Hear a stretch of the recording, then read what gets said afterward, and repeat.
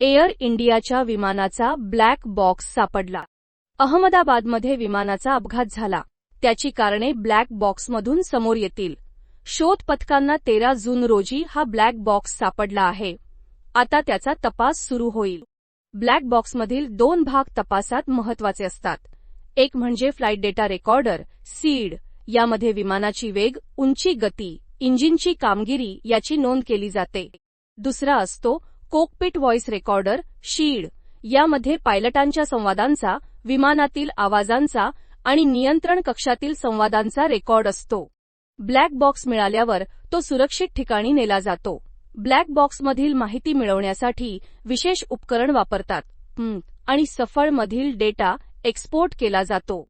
Black बॉक्सची अनेकांकडून तपासणी केली जाते.